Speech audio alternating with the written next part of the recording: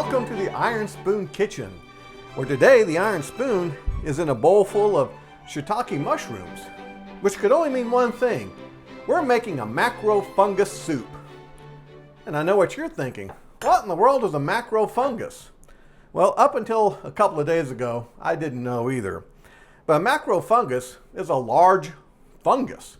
Take a look at this picture. Now, isn't that a large mushroom or fungus? But actually, a large fungus is more like this. Now, there are some bigger than this, needless to say. But the shiitake comes from the word shi, which is a type of tree, dead tree, that these mushrooms are cultivated on. And take in Japanese means mushroom. So this is how they came up with the name shiitake mushroom. And it's a very good mushroom, and I think that it's going to make a wonderful dish. So what do we have here? We have our shiitake mushrooms, and it also called for another type of mushroom, but I couldn't find it in the store. So this is a Texas mushroom called a bella mushroom. And bella is Italian just for beautiful. Aren't those pretty? And then we have our 4 tablespoons of salted butter. And here's something I learned. In the recipe it said to use unsalted butter. But so I looked up to see, well, how much salt is in that butter? So it said 90 milligrams. And I thought, well, that doesn't sound like a whole lot. So I did the conversion, and it's 1/64 of a teaspoon. So I don't think that 1/64 of a teaspoon is going to hurt anything. It's just a few grains.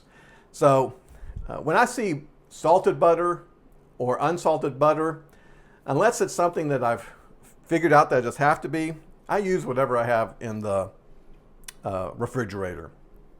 We have 2 bay leaves. We have 3 stalks of celery, which is about 1 cup. We have 1 onion, which is about 1 cup. We have a teaspoon of chopped garlic. And then this is one of the key ingredients. This is wild rice, 5 ounces of true wild rice. Most of the time in the grocery stores, you're going to see a blend of wild rice. And I'll tell you why, because that's on the expensive side. A bag of that, I think 8 ounces, was about $10. And so a lot of people get the blend, which is delicious. But for this recipe, I decided to splurge. And I also did find out that wild rice is grown in the Great Lakes region with Michigan, Wisconsin, and Minnesota. And I tried to get some from there, but it's also grown in California. And so that's where this is from, California. Well, there's also a spice blend. So come on over here a little closer so I can show you the spice blend. And we have 2 teaspoons of salt and a 1/4 teaspoon of black pepper, 1 teaspoon of paprika, 3/4 teaspoon of onion powder, 3/4 teaspoon of garlic powder, 1/2 teaspoon of white pepper, 1/2 teaspoon of savory, that's something I've not used before, and 1 teaspoon of basil. So I'm going to mix all that together, and we're going to set that to the side. So now it's on to making the macro fungus soup. It's time to get started. Have our 4 tablespoons of butter, salted butter, 1/64 of a teaspoon in each of those. Now you know that. 1/64 of salt. So I'm going to get this melted.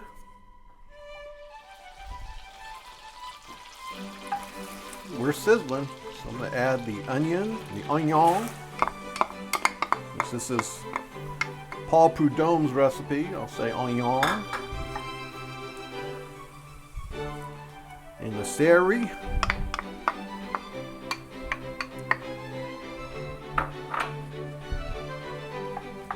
Get those mixed up. This has been cooking for just a couple of minutes. So it says to add 1 tablespoon of the spice blend. So I'm going to do that.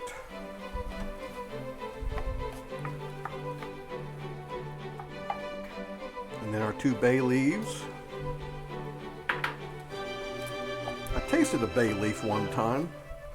Doesn't seem to have a whole lot of flavor to it, but it sure isn't a lot of recipes. Hey, I'm gonna cook that for, set my timer for about 10 minutes. And I'll just keep an eye on it and stir it as needed. Okay, it's been 10 minutes.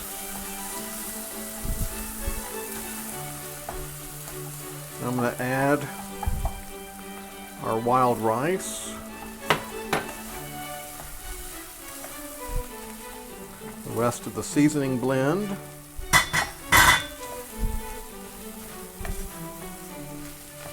give that a stir for just a couple of minutes. Let that get all mixed together. I'm going to add our bella mushrooms. It looks like a lot, but that will all reduce down. I'm going to add the garlic. That's 1 teaspoon of garlic. And now 6 cups of chicken stock. Not broth, but chicken stock.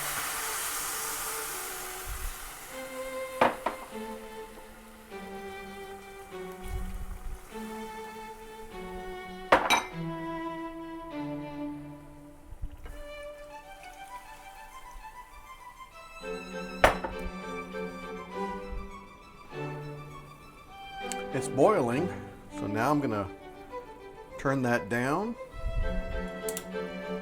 and cover it and let it sit for 18 minutes.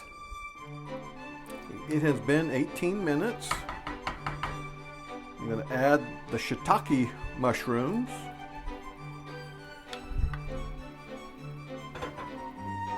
And the rest of the chicken stock.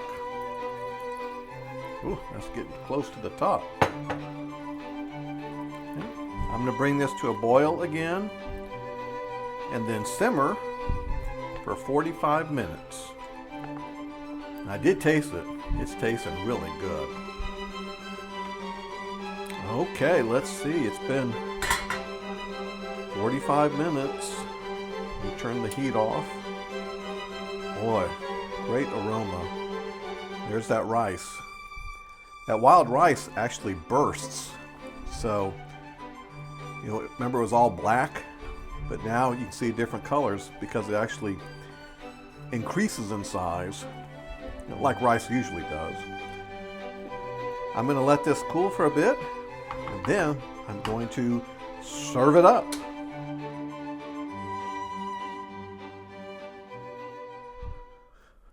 Well, here it is.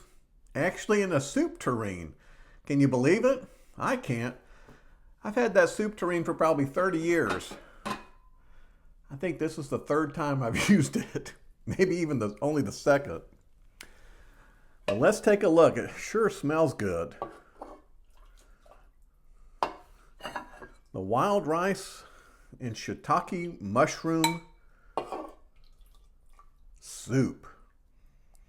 Oh, yeah. Can you see that? Well, let's see how we did. Everything looks really good. As I said just before, you can see that the wild rice has burst, expanded in the water.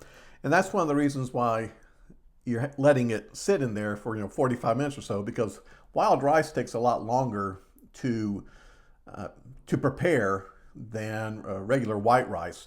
White rice can be done in 20 minutes, but this takes probably twice that long. Now let's see how it tastes.